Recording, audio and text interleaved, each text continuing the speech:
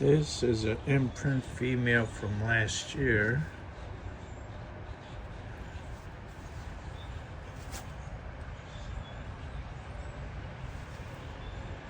And then over here, we have an F2 imprint male from Alaska.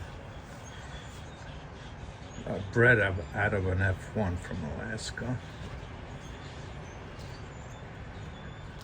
Imprint male.